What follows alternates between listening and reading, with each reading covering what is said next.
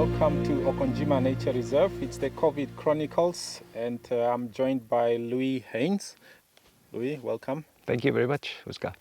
Louis, we dotted this leopard that we are going back to see today.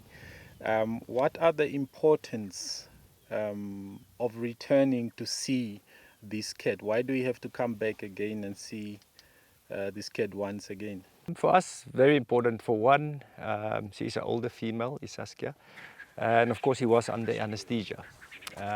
One good thing is, as you remembered when we released her, she was very strong, so she was out there like a bullet. Yeah. It was already a good sign, that she's strong on her feet. But as for us, afterwards, very important then to see, for one, what is her condition like? Is she still in the territory? How does the battery on the new collar is working correctly like we wanted it to? How's the collar actually sitting on her? Is it not bothering her at all? And the important thing with her is she has 2 8-month-old cubs. So when we darted her, there was no cubs inside. So it was always a concern then, did she find her cubs again?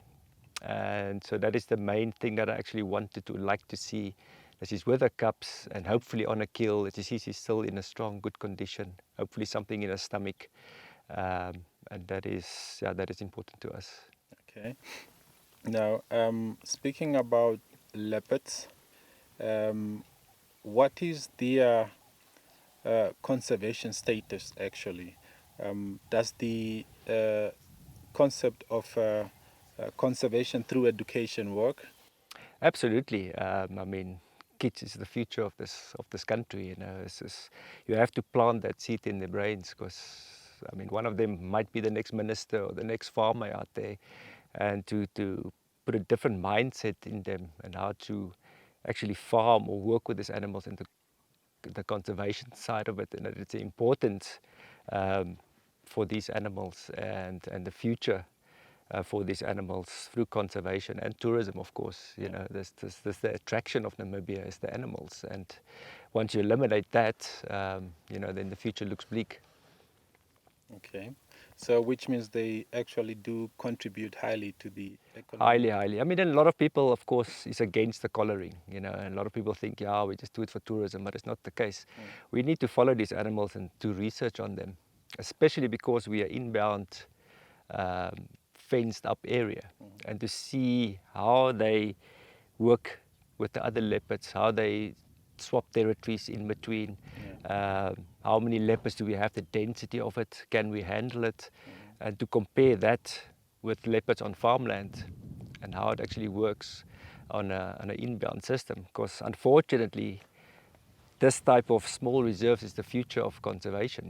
There is not really any more Eden out there that is all happy-go-lucky for the animals anymore. So this is very important then to see and how to manage your animals in an area like this. Okay. Would you please elaborate a little bit on us, or explain to us a little more why you do it? I am the Paravet. That's just one side of the job I do, because we are focused on research, education, and conservation. So my job is to help the researchers. So to get these collars on is not just a very easy job, especially with something like a leopard. You have to set box straps, and that is sort of my part. I will then capture these animals so that with the help of the vet, then get a collar on these animals, and then to go out and then monitor these animals to see where they move, work on their territories, what do they kill, what is the interaction between other carnivores.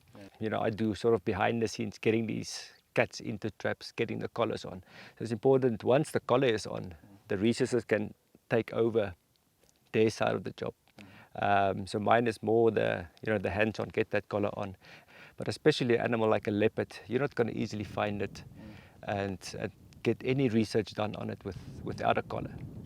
And from there, the researchers can then work out, especially here in the enclosed reserve, the density of the leopards, male-female ratio. What type of kills do they make? What do they prefer? How do they interact? At the end of the day, leopards are actually a bit more social than we think, and we found it out here. how the interaction is, especially then with interlinked with Sarah's research on the brown hyenas and how the brown hyenas actually interlinked with the leopards, especially when they make kills. Yeah. So for me, that is the important side, so that I can get those collars on, so that they can get the research and the information they need, and then to actually get it out to the public. You know, we're not keeping in any information to ourselves. We write it up and we put it on social media. We put it out there for people to learn and see what we do and the importance of it. Is it a big challenge to get your hands on these collars? Yeah, there is a challenge. A leopard is for instance, a very clever animal, you know, and to outsmart a leopard, it's always a nice challenge for me, is to get a leopard in a trap. I mean, there's leopards that took me 4 years to get into a trap, one specific cat, for instance, if I could take an example, and to eventually get him in there, because he was a very important male on this premises, and then to get a collar on him, and then to actually see where is his territory and how does he interact with the other big males. Was very interesting at the end, so we were very glad. So an instance, like an example like that, you know, you work hard towards it, and it's quite satisfying when you get it and then you get the return information, and then, you know, again to put it out there and then to interlink it with the other researcher. We all know that these animals are not all the time, you know, welcoming visitors. Now, working with leopards, some people are really scared of these animals. They think of them as, you know, it sees you, you are down. Now, can you tell us something, you know, any serious encounter, like a life-threatening encounter that you have ever experienced with these cats that you're dealing with? Well, I'm still here, so at least it didn't kill me yet. Yeah. But yes, of course, this is always a danger side to working with a leopard, especially like the other day when you do free dart these cats. It's different when you have it in a trap, because it is trapped up. You can dart him and he falls asleep, but once that dart hits in the field and he runs off and you have to go look for him, then it gets a bit hairy. I mean, I remember once we actually went out, like we went with Neo, and we were right there where we were, was a cat called Mafana, and the drugs did not take the way we wanted it. She wasn't asleep, and he all of a sudden stood up. And yes, your heart stops a beat all of a sudden, you know, and you know, your fingers on the trigger of a shotgun, and it's like, do you pull or not pull, you know? And that is sort of the fine line of it. You know, luckily he was drugged enough and he just plonked over and he went to sleep again. But that is one encounter I definitely won't forget. And it's always, at the end of the day, it's respect of the animal. I mean, a leopard is not danger. I mean, they don't like two legs. When you walk into a leopard in the field, one thing, do not run, you know, but just give him his space, move backwards. If he comes a bit closer, talk to him, lift up, make yourself bigger, but respect his space. You know, that is one very important thing that people always forget, is respect the animal, you know. It is his area, it's not your area. And as long as you give him his space, then he'll leave you alone, he'll walk away, because he does not like, it's in their DNA of a leopard, you know. They know we are danger and we can kill them. But yeah, once you're going to turn around and run, you're in trouble. But otherwise, yeah, respect. Okay. They say only food runs anyways. Yes, exactly.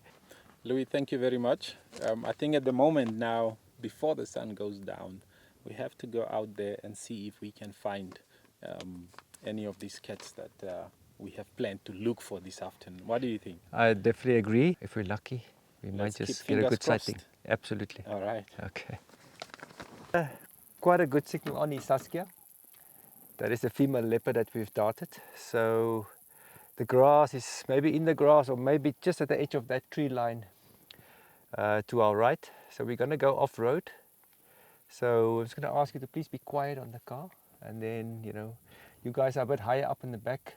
So yeah, just let me know if you spot her, because in this long grass it might get a bit difficult. And then just want to surprise her all of a sudden.